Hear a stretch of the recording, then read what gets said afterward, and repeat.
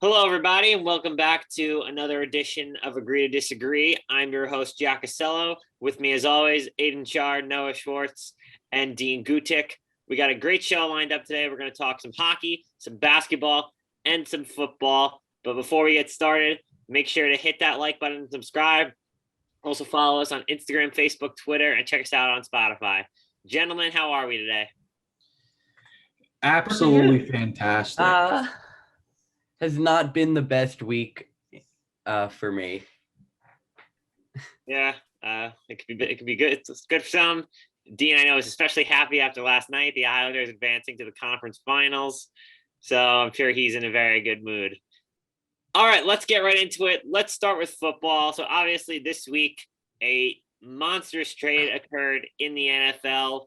Atlanta Falcons superstar wide receiver Julio Jones was traded to the Tennessee Titans for a second and fourth round pick, and he now joins Derrick Henry and AJ Brown for what looks like to be a very high-powered offense for Ryan Tannehill. What do you think of this move? Do you think the Titans were the best team for Julio to go to? Do you think there was another team that should have jumped the gun, especially when the price they gave up wasn't that big? And do you think Julio will be a good fit with Ryan Tannehill? Here's the thing. The price they gave up was massive when you consider the fact that his contract is $38 million over the next 2 years. That's an enormous contract to be keeping for, if we're being honest, a receiver who is nowhere near where he was 3 years ago. He is still a very good receiver. He is top 10 in the league, but he can't catch touchdowns. His hands are pretty solid, but every once in a while he'll just have those moments where easy passes slip through his fingers, and that can be a big detriment to a team. We saw it on the Falcons. Falcons lost games because of his inability to catch it in big moments. It's really just like a massive contract that they have to deal with. I do think it was a good fit for the Titans. They have the cap space. They can deal with it right now. And it does give Tannehill a second option outside of just AJ Brown. It also takes some pressure off of AJ Brown. I think AJ Brown is still the number one receiver there. But you now have somebody who, you can't just double team AJ Brown every single play, because there is going to be a risky receiver there on the other side. A lot of people were saying it should have been the Patriots, or the Patriots were in the conversation. And I really don't think they ever were. It doesn't seem like a Belichick move, for one, to go after Julio. But also, when you think about it, he probably would have been the third option there. You already have Hunter Henry and Jonnu Smith, two of the best tight ends in the league. You have Nelson Aguilar and Kendrick Bourne, who are both very okay, good enough to be the top of a team. So I don't really think you need Julio. And for $38 million, I don't think it's worth even a second round pick. Yeah, those points are all fair. And I think the one part of it that you didn't really mention there, and this is super, super important to what the Titans want to do, is it just takes the focus off the run game. Not only has Derrick Henry had a massive workload for the last 2-3 years, he's also been the main focal point of their offense in big games. And for as helpful as that is, sometimes you can't rely on your quarterback to throw the ball. What was it, 7 times in that one playoff game? How many times did Tannehill throw it? Like 7 or 8 times? 6. Yeah, whatever it was. I mean, it was under 10. You can't rely on that in playoff games all the time. You have to have a multifaceted offense. You have to be able to run the ball and throw the ball. And they were able to do that at certain points in the last 2 seasons, but now they just get an extra superb weapon for Tannehill in the pass game. So they lose Davis, they lose Jonnu Smith. Now they get a Hall of Famer, a superstar, a chance to a guy who could be an All-Pro this year. So that's really, really important. And the other thing, in terms of other teams that could have gotten involved here, I mean, I hate to sound like a broken record, but isn't it obvious? There's one team up north, and they could have used another wide receiver, and they could have used an extra weapon for somebody that they may have Where wanted. are they going to find that money? Why couldn't they have found? I understand that the whole contract thing, but there have been other opportunities for them to spend, and now they're in a stalemate. now's when you step up and you're like, if you really want to be back, if we really want you back, we'll step up and to the plate and make it happen for Aaron Rodgers. So the Packers didn't even get involved here. I'm not surprised by that. It's just pathetic, and it's just another reason why Aaron Rodgers wants out. So that's the other team I would have thrown into the mix. But for the Titans, like, it's a great fit, and Julio Jones should make a massive impact. Yeah, I agree. You say Aidan, for 38, his production may not be the same. And I was saying, not to mention, the guy got hurt last year, so injuries could become a thing. And that's another thing. The guy wasn't what he once was. But I think as a number 2 option, he's perfect on a team such as the Titans.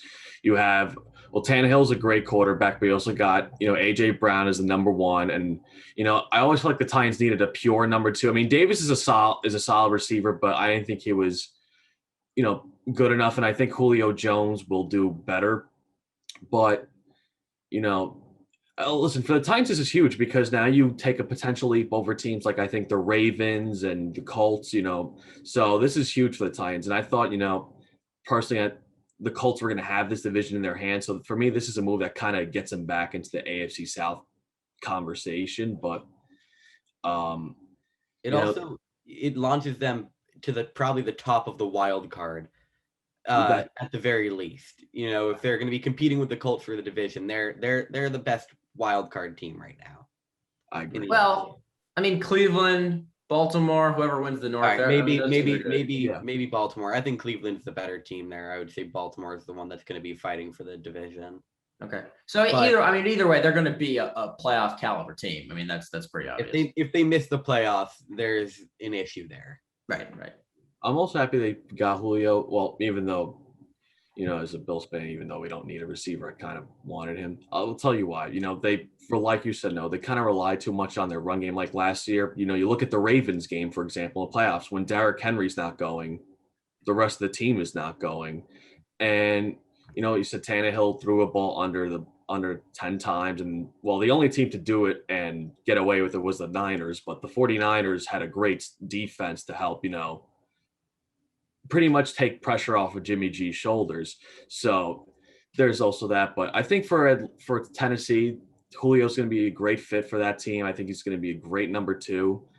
But the question is, obviously besides production, is if he could stay healthy, because obviously last year him getting hurt was the big question.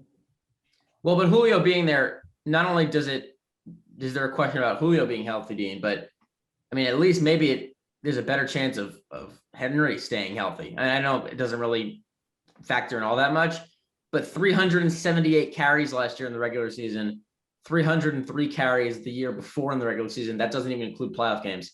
That's a lot of a workload for a guy. And I understand he's the biggest back in the league. I understand he can take the physical punishment, but to have the ability to have all 3 of them ready to go for the playoffs, like that's something that must be really enticing to Ryan Tannehill. Because even if these guys don't play all 16, or should I say 17 games, even if you don't have every single one active every single week, at least if you get to the playoffs and everybody's healthy, you can kind of like load manage your way through the season, for a lack of a better word. And by the time the big games come around, you might be scary, like really scary on offense. I think the one last move they have to make, if they're going to be making any other moves on offense, they got to go after Todd Gurley or Devontae Freeman, because they're both still unsigned right now, aren't they? Yep. Yeah, I believe so. And having a running back that, neither of them are probably going to be able to get a big contract anywhere. So that's not going to be a super expensive contract for you. Get him for 1 year. But all it's going to do is, like you said, Noah, take that little bit of pressure off of Derrick Henry. If you have a second running back there to actually be able to gain some yards, not a Dion Lewis type running back who might give you 5 yards a game, but a guy who could give you 15, 20, 30 yards. That'll take a lot of pressure off of Derrick Henry. It'll probably save him 50 rushing attempts on the season. I think that would be a good idea for him. Yeah, I do too. And I think they should try and add a corner too. They're a little weak at that spot. So yeah, that'd be one area, because their pass rush last year wasn't great, and neither was their back end. Their entire defense could use a boost. Their defense as a whole was below average last year, so they also need to boost up their defense. Well, but they're good. But look, they're good. And here's the thing too: they're going all in on offense, and they're basically just saying, like, if we're going to win the Super Bowl, we are going to outscore you, and we're going to play in a shootout. And if that's the method they want to win by, so be it. There's a lot of other teams that did that last year. Kansas City has won a Super Bowl doing that. So and they have a good enough defense to the point where it's not going to be, like the best offense and the worst defense. Their defense is bad, but it's not going to be bottom 5 in the league, probably. Right. Not going to be bottom 5, Yeah. but look at like the playoff game last year. Like I felt like Tennessee last year. Well, yeah, I know they didn't have Corey Davis was their number 2, but I feel like they kind of tried to replicate, like you said, Noah, last year. If we're going to outscore you and put up points or get Derrick Henry going, so be it. But when there was a game where Derrick Henry got shut down and the defense was a bit questionable, you saw that against Baltimore. So I still think the Titans defense has ways to go, but in the modern NFL, at the same time, you need to go to a shootout to win it. It's all about high flying, dynamic offenses. Yep. Yeah, for sure. Lots of valid points. So anything else? Any last comments anyone wants to make?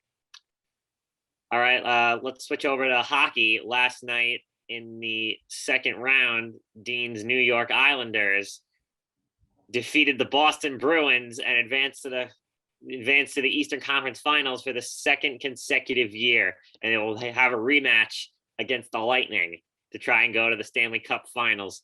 Dean, do the Islanders have what it takes, or will they go home again? I'll tell you what,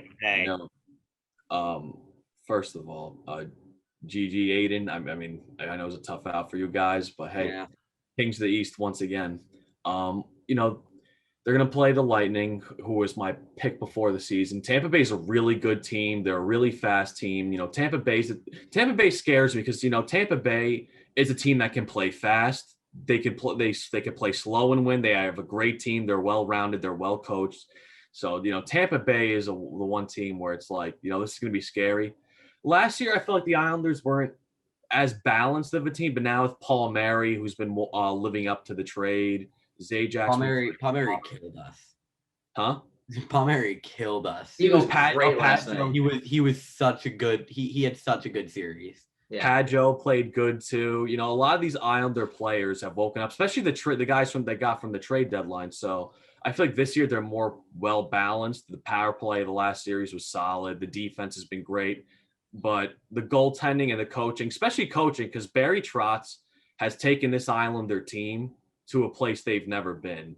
Whoa, Dean, what? What do you mean what? Before Barry Trotz, this Islander team hasn't been there. They won 4 Stanley Cups in a row. What are you talking about? I'm saying in the 2000s and 2010s. Oh, I thought you were talking about in their history. You cannot tell me before Barry Trotz that this team. No. I understand. I didn't understand what you're talking about. I'm talking about with Tavares. This team was like. No. All right, we're on the same page. I got it. In modern day, Barry Trotz and Lou Lamoriello, the GM, has taken this team. They have resurrected this franchise, is what I'm trying to say. And the Islanders haven't had great ownership, great coaching, great management in a decent amount of time. So they're in a great spot. But I mean, I'm not going to make my pick for that series because that's like. I picked the Lightning to win the Stanley Cup for the year, but now I'm really all in on the Islanders. So, but I have a better feeling this year.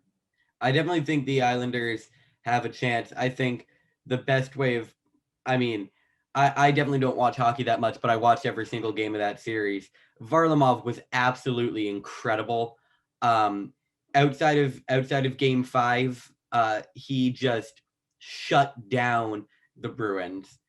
Offensively, and it's not like this is a Bruins team that's bad at scoring. They're a good offensive team. Well, but he wasn't letting anything in. It was incredibly impressive. So I think if they're going to win, it's going to be off the back of that. And the other thing, and I don't know too much about hockey to know if this is a strategy or not, but every single game, the Bruins, except for Game 6, the Bruins were out shooting the Islanders by 20, 25 shots. It was like 40 to 15 in terms of shots. And to me, it just shows the Islanders are patient. They're letting the other team tire themselves out, take these shots that they know aren't going to go in.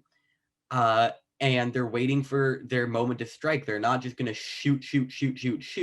They're actually waiting for spaces to open up in the net before they shoot. And I think that's going to be really important against a team like the Lightning, who, again, have one of the other best goalies in the league. Vasilevsky. Yeah. But, Carried my fantasy hockey team to a championship. I know nothing about fantasy hockey.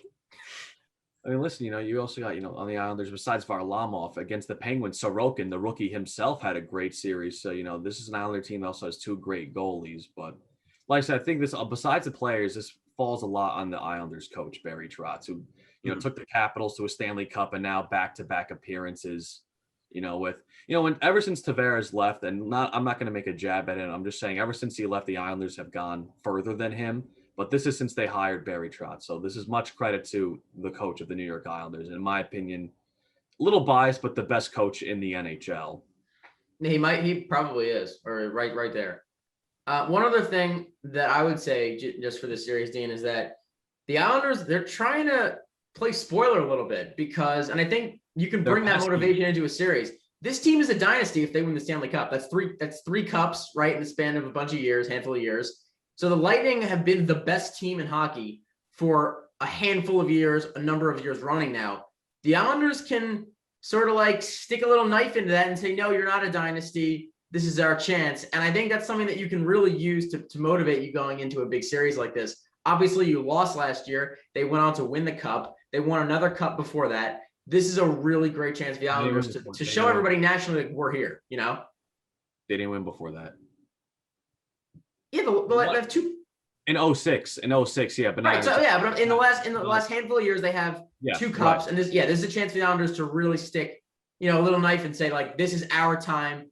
Lightning, you've had your chance. The Tampa Bay Buccaneers won the Super Bowl. The Rays were in the World Series. Like, New York, we're coming, and this is our chance to finally get a championship. I will say, despite my hatred of all things New York, I'm definitely rooting for the Islanders over the Lightning. I don't want to see the Lightning win two straight. I'm rooting for New York in this series. And I just want to touch quickly on the Bruins. I was saying this to Dean before we started the show. There is clearly a big problem on this Bruins team. It's been the problem for the past decade. It's Tuukka Rask. Tuukka Rask does not care. He is a great goalie, but he does not care once the team starts losing. Once the Bruins are down by 2 goals, they're going to go down by 3 or 4 because he's just going to keep letting them in. It's whatever it is, if he's getting in his own head, if he just stops caring about the game after a certain point, I don't know what it is, but realistically, this Bruins team should have won the Stanley Cup in 2018, should have at least been in it in 2019. Should have won it in 2019, should have been in it in 2020, probably should have been in it in 2021. We have had a chance to win the Stanley Cup in the past 3 years. We had the chance to win it in 2013. We haven't been able to do it since Tim Thomas was our goalie. And a lot of the team has not changed in the past few years. I mean, especially our big notable guys have been with the team the past 3 years, including Tuukka. And I really do think that's the big problem right now. So get rid of Tuukka, get a goalie who knows what he's doing, who cares about the team, who cares about this city, and win one more. Anyways, we can move on. Well said. And Dean, just remember, I'm rooting for the Islanders. Just remember who owns this town. Yeah, that's completely false. They haven't even made the playoffs. Just remember who owns the Northeast. That's probably the Penguins. The Bruins are out. Yeah, probably the Penguins. Okay, moving on to the NBA. So a lot has happened. Obviously, the first round is full. We've had some upsets, some losses that have hurt, and some wins that were epic. So let's start with Boston. Boston played the Brooklyn Nets. Obviously, Jaylen Brown went down this year. Boston was facing a lot of criticism for how they approached the offseason last year. They didn't really add some veteran pieces with playoff experience. to back up their core. And they don't have trust in before this year. They never really had trust in any of their young talent. And this year, especially Jaylen Brown went down. They made the play in. They took on Brooklyn. Everyone thought they were going to get swept, but they ended up winning one game. They lost in 5, gentleman's sweep. And now changes are coming. Danny Ainge, the Celtic royalty, the longtime player and executive, has decided to retire, and Brad Stevens has stepped in to be the president of basketball operations. Aidan, speaking for us as the Celtic fan, do you like this move for the Celtics, and what do you think they should do with their head coach going forward? First of all, I just want to say quickly, I do think we had a chance in this series if injuries didn't hit us at the end of the season. With Jaylen Brown and Kemba and Robert Williams playing in those last 2 games, I don't think it's a complete blowout in every single game. I think this maybe goes to 7. That hurt us. They had 3. The Nets had 3 superstars. We had 2 starters. When we're playing games with Romeo Langford and Grant Williams getting notable minutes, of course we're going to lose by 20 points. I don't think we're a better team than the Nets. I don't think we ever had a chance to beat them, but I think we had a chance to keep it close with everybody healthy. But I am very, very, very glad to see this move finally be made. Danny Ainge was a great president of basketball operations. He was a great Celtics player. I love him. He's a space in my heart. He's wonderful. But ever since the Kyrie trade blew up in our faces, he has not had the balls to make another move. Because the Kyrie trade, we sent away a player that everybody in Boston loved. 2 players that everybody in Boston loved, if you include Jay Crowder. Got Kyrie for 2 seasons, and it didn't work despite having a great team. We got plagued by injuries. Kyrie didn't care towards the end of his time here. He kind of tore up the team from the inside, and it set us back 5 years, despite having, 3 of the best young players with Tatum, Brown, and Smart, despite drafting pretty well, or at least having picks, and getting, Langford, getting Peyton Pritchard, getting Aaron Naismith. They're all going to be good players someday. Robert Williams too. But over the past 2 seasons, the Celtics, when you really think about it, the Celtics have had the chance to get LeBron James, Anthony Davis, James Harden, Victor Oladipo, basically any big superstar that you name that has looked for a trade or been a free agent has considered going to the Celtics, or the Celtics have had the capital to trade for him. And that hasn't happened.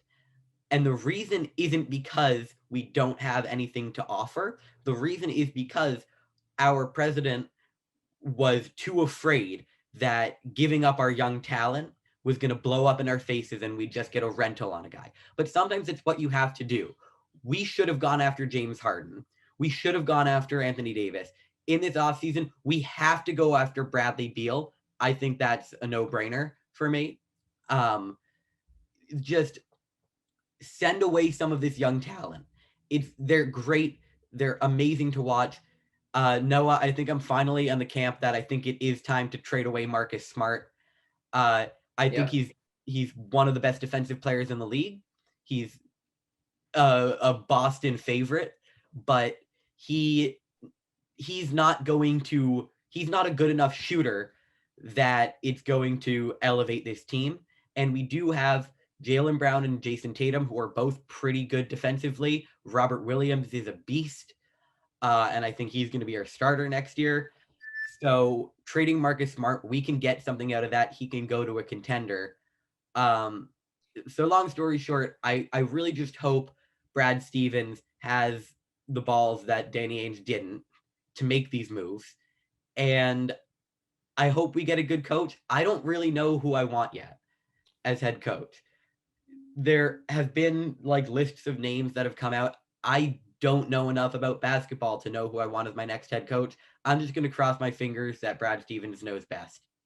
Yeah, and I was thinking about that. The one thing I was think Brad Stevens, he deserves to go to president of basketball ops. The only thing I find hard for them is that I don't think you're gonna find a coach better than Brad Stevens. So I Hell feel no.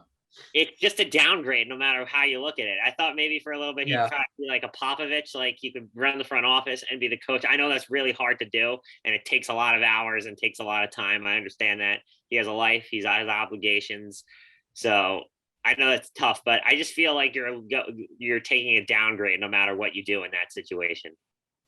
To me, Jack, there's only really like one name that makes perfect sense if they want to go this route. And this has to, all the dominoes have to fall in their favor for this to actually happen. But if Mike Budenholzer gets axed in the next week or so, that would be the guy. Like, he is such a great coach. And I understand people bang on him for his lack of adjustments and how he didn't really adapt too well in this Brooklyn series, which is 2-0 right now. But at the same time, he's one of the best in the league. He's a former coach of the year. Like, he's awesome. That would be the move for the Celtics. But just to look a little bit at their roster. Jason Kidd and Chauncey Billups are the other two big names that I've heard. Yeah, Billups I've heard is very high on their list. To kind of go back to what Aidan said about the roster, you kind of mentioned it, Aidan, like you didn't want a rental. And I get that. But the Boston Celtics, you have to realize, the Boston Celtics are the most successful or the second most successful franchise in basketball. They don't. For the most. What is that? Tied for the most. Right. Okay. So they've had the second most superstars in league history, let's say. And with that in mind, you have to realize, like, the Celtics, they're a team that does sustained success. They don't just go at it for 1 year. They don't just go at it for a couple of years. This is supposed to be a sustainable thing where they're good for 10, 15, 20 years in a row. That's what they've always been. And so getting getting an Anthony Davis, like making that move and dealing Jaylen Brown and all the other pieces that it would have taken to do that. And you would have gotten maybe one championship out of it and just maybe one championship. I'm not sure that's what the Celtics want.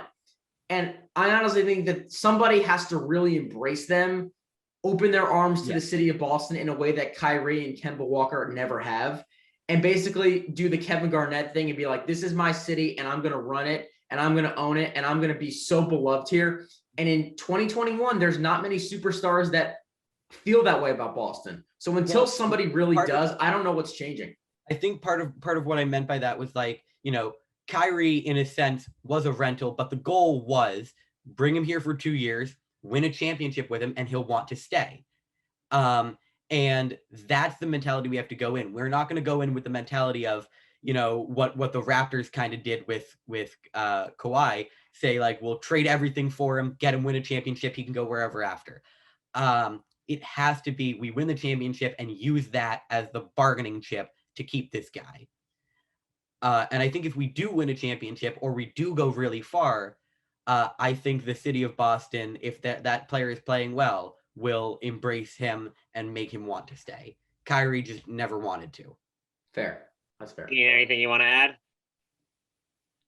No, I agree with that. I mean, it's not surprising that the series went to 5. I do agree with your point that they did have Jaylen Brown. If they were fully healthy, I think the series would have been better, but there was nothing that was going to stop that Brooklyn Nets team. Now for the Celtics just looms a pretty big offseason, you know, an offseason that has a lot of questions that the Celtics are going to have to answer. So I think this is going to be a huge Celtics offseason coming up right after this season, obviously. Minus coaching, you know, like, what are they going to do with this team? What pieces will they look to add? So I just think now with, you know. What do we do with Kemba? I think that's the other big question. They're going to move him. There was a report yesterday out that he wants to move on. That the relationship him and Boston want to move on. Yeah. What is with you guys bringing in all-star point guards after 2 years? They just all want out. Well, Kemba wasn't. I don't think Kemba ever fit. He's had his injury problems, and I'm not going to blame it all on that.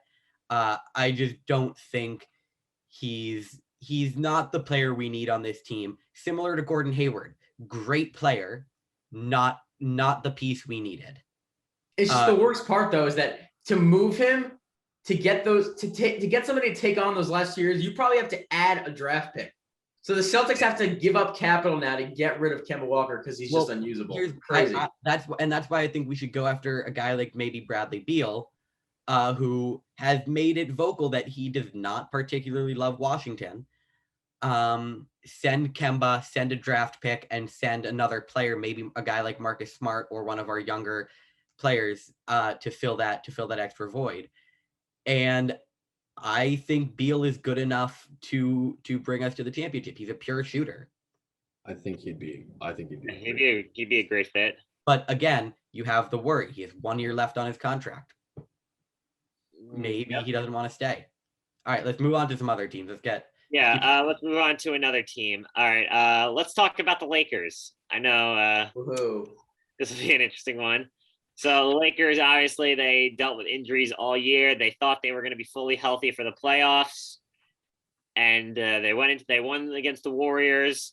So they went on to face the Phoenix Suns, and in this series, the young Suns with Chris Paul, their leader, he was banged up for most of this series. The young Suns, they stepped up, and I think they surprised a lot of people.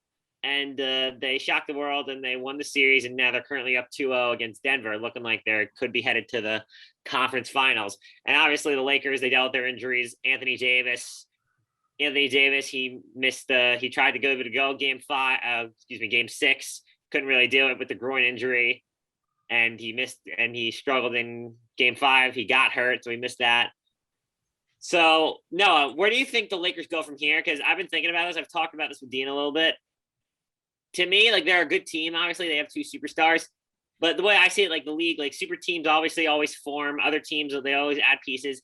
I just don't see how the Lakers can get so much better, because I look at this free agency class. There's no A++ free agent if Kawhi Leonard's not in it. And they don't really have many draft assets and really any young super assets. Obviously, have THT. But I don't see a way where they can add another superstar to form a big 3 in order to take them to that next level. True. The easiest way, Jack, and I've thought about this as well, is a sign and trade. A Schroeder for somebody, sign and trade. That's probably the best way that this happens. And there's 100 different iterations of it. Maybe he wants to go to Washington. Maybe he wants to go, to Portland, and they bring him to Boston. Like, maybe there's. What'd you say? Maybe he wants to come to Boston. You don't want him in Boston. Just keep him away from New York. You guys can have him. There's a lot of different ways this could go down, and maybe they end up with nobody, Jack. I just think that, look, there's enough players around the league that want to play with LeBron James and Anthony Davis, and they're not stupid. They know how great this Laker team could be when healthy and when they have the requisite amount of talent. But if they can just get a star, then it's about, and I think they will. I actually do feel confident they'll get somebody really good, even if it's like a Buddy Hield level guy where he's like not quite a star, but really close. Somebody who's just a high level offensive player who gets you close to 20 points a game. That's what they really need. Buddy Hield actually could be a very good fit there. He gets totally. He gets to actually get a mentor in LeBron and AD, like not at his position, of course, but 2 established vets who actually know how to win. Right. So that's like the one name that I think is a little bit below what I'm looking for, but maybe he's an option.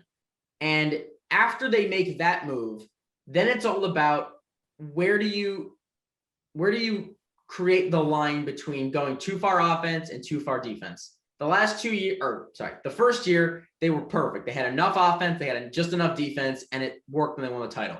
This year, they went too far to the defensive side. And in 2021 in the NBA, you got to have shooting. You got to have guys that create off the dribble. The Lakers didn't. That's why they lost.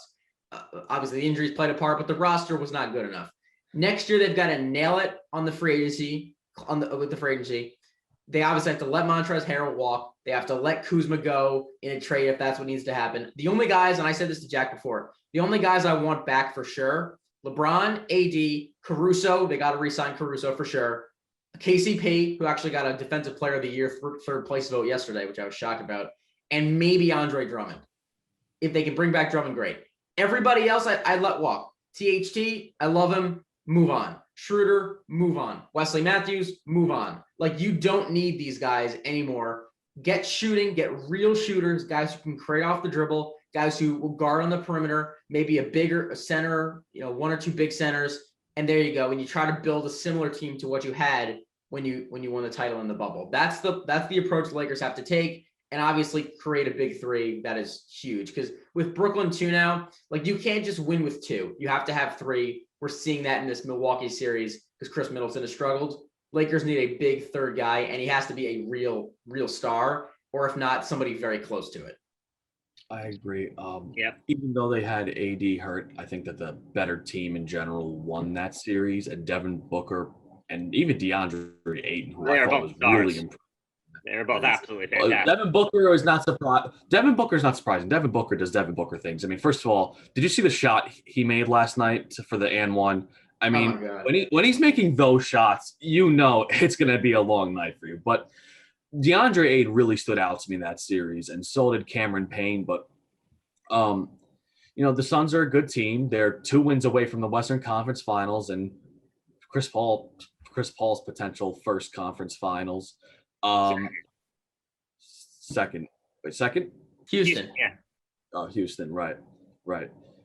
So, the Suns team's been really good, but watching the Lakers at series, it's like these guys don't have shooting. They, like you said, no, they need shooters. And of course they have big bodies, Drummond, AD, even LeBron, but they don't have shooters. And I feel like outside of the star players, the guys around them underwhelmed. Kuzma underwhelmed, Schroeder underwhelmed. And Schroeder turned down a huge extension, which I don't look too good. God bless you, Dennis Schroeder. Thank you for doing that. You guys want Kemba? So we'll stay away. How about this? Kemba for AD, straight up. All right, we'll take it. Great trade. Beautiful. So I just feel like, besides, like the players outside LeBron and AD, it's just the role players for Lakers were underwhelming that series. I feel like that also lost them the series. Besides the shooting, it's the team around LeBron that was underwhelming. And, as much as I tend to bash LeBron, it was us here, when the guy was doing good at game 6, I was like, one player can do so much, but he needs AD on his side. And, you can't. I mean, this is not 2007. This is not 2018. This is 2021, and LeBron needed AD. AD got hurt. He wasn't 100% for Game 6, as we all saw, which is questionable. Why he was 0%. I don't even know. He had nothing left to give. Charles Barkley said it best. He should have just rested and received treatment. A groin strain doesn't.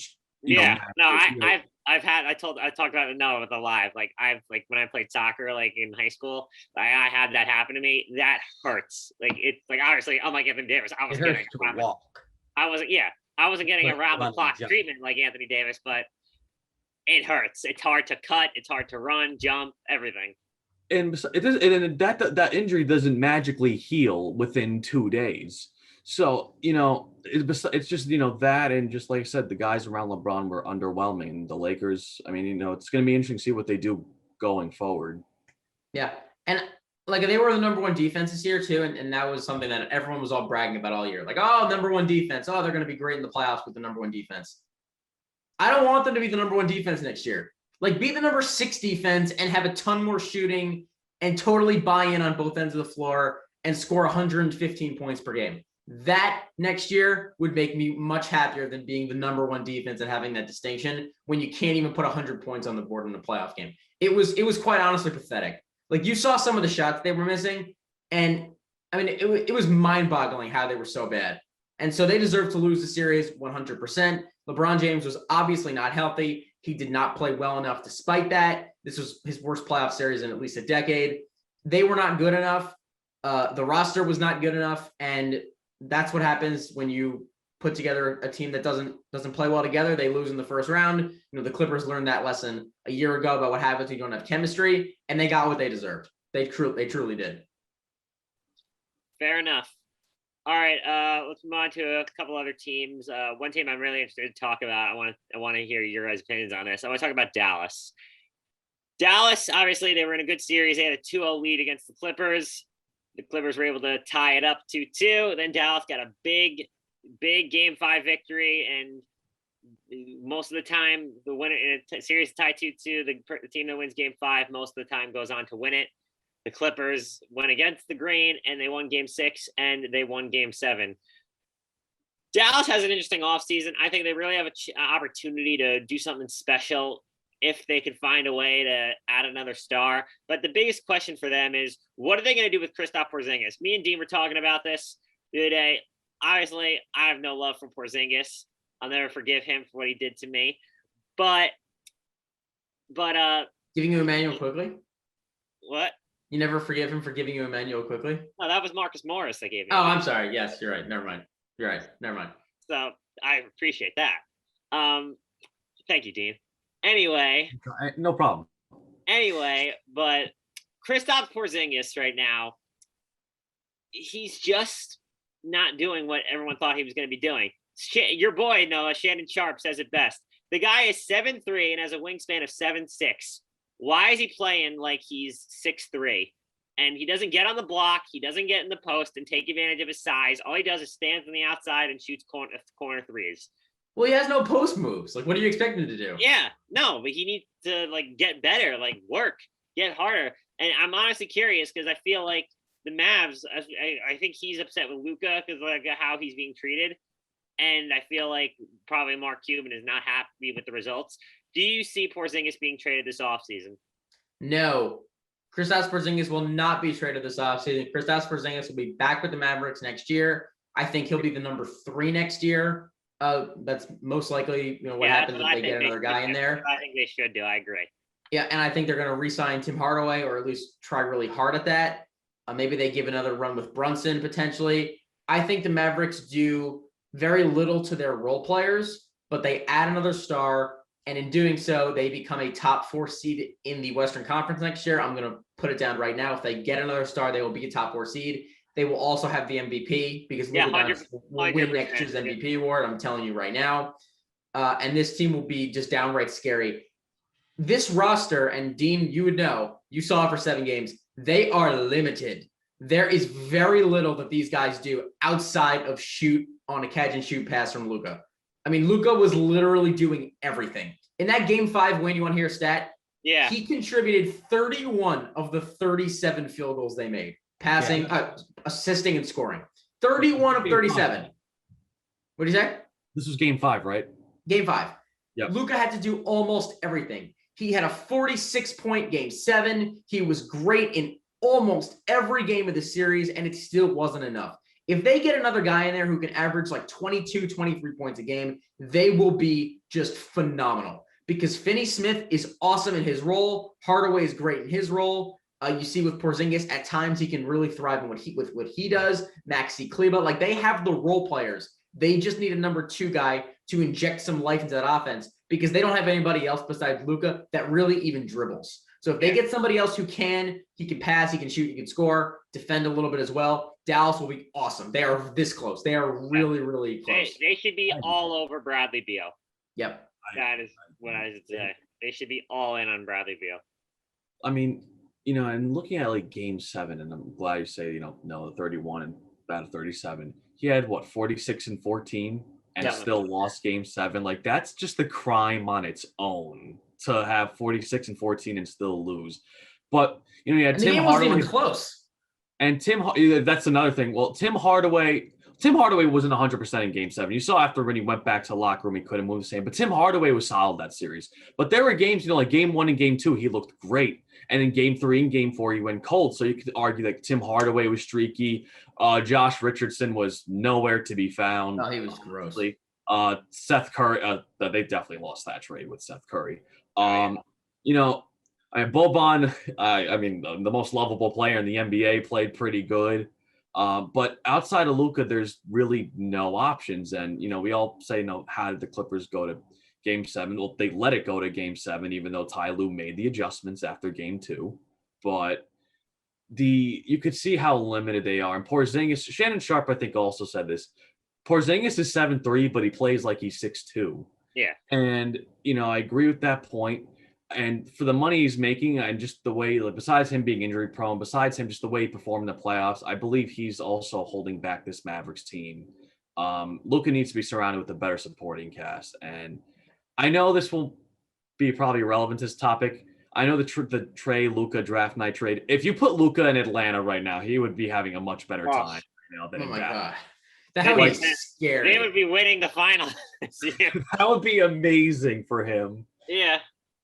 Can I just say one other thing too about the Clippers Mavericks series? Right. Can I give a ton of credit to my guy Ty Lue? I gave him pushed credit. all I the gave him right credit. buttons. I gave him credit the other night. I said that to Dean when we went live. I gave credit to Ty Lue, and he's like, He was so good. He made every adjustment. He added Nick Batum to the starting lineup. He put in Terrence Mann. Reggie Jackson. Reggie Jackson more. Credit to Ty. He was awesome. 100%. 100%. I was giving him so much credit. I was like, all right, Ty Lue, you earned my respect. And then after game one, he does that thing again where he doesn't call a timeout. He wants me to take it away. Like, what are you doing? He does better when I don't give him credit than when I do give him credit. Yeah. I literally was going to tell you, like, the next time when we're on the show, I'm going to give all the credit in the world to Ty Lue. Then after game one, I'm like, nope. Thank you. I nailed that. I told you guys, Ty Lue is a championship coach, and nobody believed me. I'm right. He earned it until he lost it there. Aidan, anything you want to add before we move on to one more team? Not particularly, no. I didn't watch much of that series. All right, last team we'll talk about. Let's talk about the Knicks. So why? Listen, I don't think there's much to be said that hasn't already been said. The Knicks had a regular season that nobody saw coming. Not even Julius Randle was great. They blew it in the playoffs. Yada yada yada. Thibodeau was fantastic. Yeah. I wouldn't call it blowing it in the playoffs, especially the way that the Hawks played. Yeah. It wasn't like the Knicks played terribly. The Hawks played very well. The Knicks have a bright future with Randall and Barrett. It's gonna be fun to watch. Can we talk about one team I'd just like to watch? Can we talk about the Blazers for a minute? Yeah. Oh yeah. I forgot. Okay. No Terry Stotts. Because Terry Stotts is gone, and they are facing, like we just talked about the Celtics, how many question marks they have. I'm not sure there's another team out there that has more that we have to figure out this offseason than Portland. Is CJ going to be back? Is Dame going to be back? Who's going to be the coach? Does anybody want to coach Dame? What are they going to do with Nurkic with his non-guaranteed deal? Do they bring back Melo? Is Gary Trent back? Like literally every position on that roster, you have no idea what you'll see from it next year. I mean, no idea. No. And of course, Damian Lillard was supposed to have heavy coaching, and he wanted Jason Kidd, but now it looks like Jason Kidd's not going to be on the team. So there's also a question, like besides what players will be back, who's going to be the next coach of the Portland Trail Blazers? Yep. And I'll also say too, like I credit Dame for calling out the person he wanted, but he just dodged a massive bullet. I mean, oh my God, who the heck wants Jason Kidd to be their head coach? Like, my God. No one hates Jason Kidd so much. It's so funny. He's not a good coach. I never seen him. I agree with you. Coach. He's not good. Like, he's the Laker assistant. Good job. You help LeBron out, whatever. But, like, you're not good. You can't be a head coach. He's like Steve Nash. I give Steve Nash, like, almost zero credit for anything he's done in Brooklyn because it's the same thing. No way. No way. The backup for All-Stars. Well, like, you could argue, like, Jason Kidd, he helped turn Giannis into a star. Like, oh my God, it's just ridiculous. He helped development, but that doesn't necessarily mean he'd be a good head coach. I didn't say great, but like you can't say he's not a solid coach. Yes, I can. He sucks. He is a solid coach. Not an assistant. He's a great assistant. No doubt. So if I'm Portland, I mean, I don't know what move you make, but you're almost just on a wing and a prayer at this point that Dame doesn't just say, I'm out of here. And like, especially if they don't hire the coach he wants, then it just might be over for him. And it would take a massive haul to trade for him, obviously. We could go into all the specifics with that. But I think the more likely option for right now is they just move off of CJ and maybe honestly, like Paul George would be a fit if the Clippers were to lose this Utah series. So there's a few different moves they could make, but I don't think it's going to be the same team next year. I don't. Yeah, and it's interesting because one thing about Portland, I think coming into once the season ends, they are a team that really is gonna, in a way, gonna test how the offseason. They're gonna really control a lot of the offseason. Not about what they're gonna do, but in the sense that we don't know what's gonna happen because Dame, I think, is taking a wait and see approach. He wants to see what they do first before like saying get me out of here. So teams could be cautious spending money early because they want to save up and try and trade for Dame. So that could leave the door open for a lot of teams to sign players, and it'll make teams cautious in order to sign players because they're waiting on a trade that could or could not happen. It was kind of like what happened with Harden this year. Teams were on a wait and see approach with that for a long time. Russell Westbrook as well. Yeah. Because they thought the Houston thing was going to blow up. So. Yeah, for sure. So it's very interesting to see the approach that they are going to take in that situation. All right. Besides that, is there any other team we want to talk about? We'll just talk about this for the remaining playoff matchups. Do you guys see who do you have going to the conference finals in both conferences? And who's your pick to? I think Brooklyn is the clear favorite in the East. Who do you guys have to win the West? Do you think Denver could come back? Do you think Utah has a chance? Clippers. I got Suns in the West, Sixers in the East. I'm gonna get bashed for this, but I said Suns. I also said Aidan Suns in the West, and Nets in the East. Come on, Clippers, Nets. Gotta go with your boys. I'm not trying to. Nope. After me talking crap last year and getting ahead of myself, I'm not trying to get ahead of myself this time. So I'm not saying anything. What are you so afraid of Utah for? My God. Utah's good, and they're the number 1 seed for a reason. That's all. Thank you, Aidan Chard. Thank you. Good. They had a week off, and the Clippers had 5 seconds off, and they lost by 3 points on the final possession. This is pretty good. Like 3 games in 5 nights. They had a game 5 and game 6 in Dallas, game 7 in LA. Then they traveled to Utah for game 1. That's what I'm saying. The Clippers had no rest, and I would feel good about that if I'm a Clipper fan. They lost on the final possession to a team that was rested, and Donovan Mitchell went crazy. But the fact that they were up 13, they were up 13. They blew that. And the starters just did not play good that game for LA, especially, Pandemic P. I was going to say, I thought Porzingis was infected with that, but I was like, oh, well, it looks like it came back to Paul George. Way off. Yeah. Oh, but man. It's only game 1. It's not about how you start, it's about how you finish. Good point. So we'll see how they turn it around. Quickly, we'll go through our winners and losers. I'll start, I guess. I have a winner. My winner is Tom Thibodeau. Congratulations on winning NBA Coach of the Year. Very well deserved, and hopefully the future is very bright for him and the New York Knicks. I got a loser. As you can see from my background today, my loser is actually not the Yankees. It's Yankees fans. Because right here, this strike 3 right here. That looks in the zone to me. I don't know what you're talking about. But no, here's the thing. That was a terrible call. It should have been a ball, should have been a walk, should have loaded the bases. But here's the thing. Yankees fans are saying, this entire game came down to this missed call, because no, it didn't.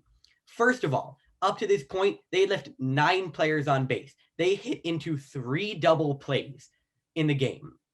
That is abysmal, and that is the reason that the game is tied and the Yankees aren't winning right now. They also blew a 3-1 lead in this game, and even if this had been called a ball, you have your worst hitter coming up to the plate against one of the best closers in the league at this point, and the bases are loaded, yes, but it does not score a run. This walk would not have scored a run. It would be a very different story if the bases had been loaded. That walk brings in the winning run, but that's another story. You also had 2 outs with the Red Sox in the top of the 10th. The Sox had 2 outs, and you let up a big single to Bogarts that ended up scoring 2. You also then had the bottom of the 10th, where you had a guy in scoring position with the chance to tie the game. You didn't do it. Don't blame the ump for this one. It is all on you. Yep. Wow, that was harsh. That was harsh. As you can tell, I'm not a Yankees fan. Getting deep. All right, Dean, you got a winner or loser? I think I know who your winner is, but. Well, if I had a winner, I was gonna say my winner would be the Euros coming back, because last year the Euros for soccer was postponed because of COVID. So it's great to see the Euros come back. But in the meantime, my loser is, and this is, I can't believe I'm mentioning this. Like this is gonna leave a really bad taste in my mouth after the show. The Logan Paul Floyd Mayweather thing. God. Like, yeah, I didn't even watch it. I watched. Well, the government's watching, so I'm not gonna say where. Let's just say I went out and watched it, but like, even if I didn't have to pay for it, I feel like I got scammed. Like, that's how bad it was. And I was like the Pacquiao Mayweather fight. That was a waste. No, this was way worse. Like the state of boxing's at an all-time low, and I know not too long ago, especially you, Jack and Noah, we had a boxing judge on the show. Yeah, boxing's not doing too good right now. That's all I just want to say, and it's really going downhill. So that's definitely my loser, and I really regret watching that. It had left a bad taste in my mouth. Even now, it leaves a bad taste in my mouth. And I just can't look at boxing the same right now. Yeah. My loser is Major League Baseball for totally botching this whole sticky stuff on your hands situation. It's so ridiculous. I mean, they're going to be checking pitchers now, and they're going to be doing all this stuff. And I get it. Like, you want to limit cheating. You want to keep these foreign substances off these guys' hands and off their gloves. I get that.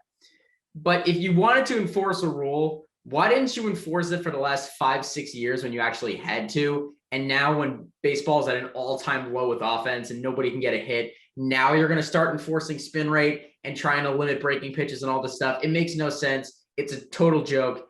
And I feel bad, honestly, for someone like Garrett Cole, who gets asked a question and they're like, do you use sticky stuff? And he gives a terrible answer. Of course he uses it. Half the pitchers in the league have been using stuff like this for a long time because nobody ever told them otherwise. So I don't blame Garrett Cole. I blame the league. This is on Major League Baseball. They botched the situation like they always do. And instead of dealing with actual problems that matter, like 5-minute replay reviews in the Mets game the other night where they totally blow the call anyway, they worry about things that are just ridiculous and stupid. And this is where we are with baseball. But it's 2021, so they get nothing right. Yep, that sounds about right. All right, this has been another edition of Agree to Disagree. Make sure to hit that like button and subscribe. Follow us on Instagram, Twitter, Facebook. Also check us out on Spotify. I'm Jack Costello with Noah Schwartz, Aidan Chard, and Dean Gutic. We'll see you guys next time.